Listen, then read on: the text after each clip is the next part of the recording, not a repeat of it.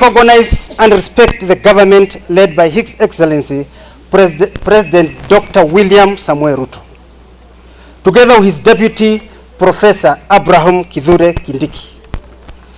We are enjoying peace as a community living in Rift Valley so far, and we are not ready to lose it any ground. We as the Kikuyu community in Rift Valley are ready to work with the government of the day and to ignore any campaigns because it is not yet time. Sisi tuko ndani ya serikali ya William Ruto, mdogo wake Kindiki. Rigathi Gachagua, tafadhali wachana na Wakikuyu wa Uasin Gishu.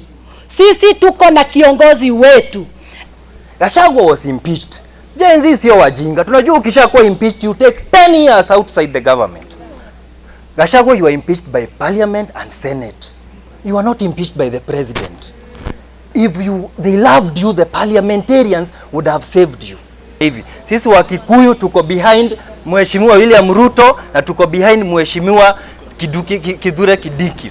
Na saa hizi ningependa kuambia watu wetu wa Uasin Gishu County, hata nimefurahia nimeona wamama wengi hapa wamama ni wengi sana. Narudisha shukrani kwa wamama. Tuweze kusupport president wetu na tuache kudanganywa. Ukikosana na William, hujakosana na jamii na wale watu wengine. Sisi tunapenda Rais William pamoja na Kindiki wetu ambaye ni deputy president. Tumeamua sisi tutakaa kwa serikali kwa sababu sisi hatuwezi fanya kazi lakini jioni mshahara ni mtu mwingine anafanya nini? Analipwa. Si ni kweli? So sisi tukae kwa serikali. Sisi tuko kitumo. Agenda at the moment is development and peace within this region. We are aware that Rigathi Gachagua is leading people from the mountain to go against the current government, a move we are not ready to support.